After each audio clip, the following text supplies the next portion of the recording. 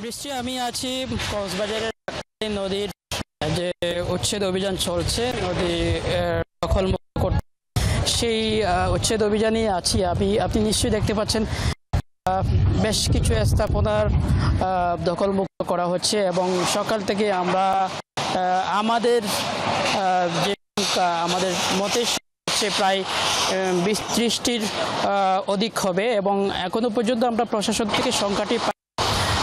কথা বলে রাখি আপনাকে। আমি এখন যেখানে দাঁড়িয়ে আছি এটা ছিল একসময় নদীর একটি অংশ ছিল, যেই অংশ দিয়ে আসলে কক্সবাজার থেকে এটাকে কস্তুরী ঘাট বলে, এই ঘাট থেকে কক্সবাজারের বিভিন্ন উপজেলা বিশেষ করে দিয়ে মহেশখালী, চকরিয়া, পেকুয়া সহ বিভিন্ন অঞ্চলের মানুষ কিন্তু এখান থেকেই যাতায়াত করত এবং আপনাকে যদি স্পষ্ট দেখাই দেখতে পাচ্ছেন এখান এদিক দিয়ে যে মানুষ চলাচল করতো, এই যে খালের এই যে অংশ সেটি এখনো পর্যন্ত স্পষ্ট আছে, অর্থাৎ পানি প্রবাহের যে দৃশ্য সেটি কিন্তু এখনো দেখা যাচ্ছে। এই জায়গাগুলো ভরাট একেবারে দিন দিন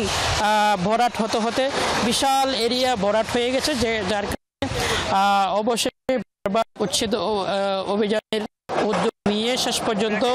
টানা 4 দিনের মতো আজকে বিআইডব্লিউটির উচ্ছেদ অভিযান চলছে এবং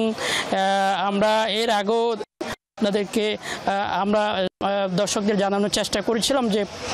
গতকালকে পেশকারপাড়া এলাকায় উচ্ছেদ অভিযান করতে গিয়ে বাধার মুখে পড়ে এবং আজকেও কিন্তু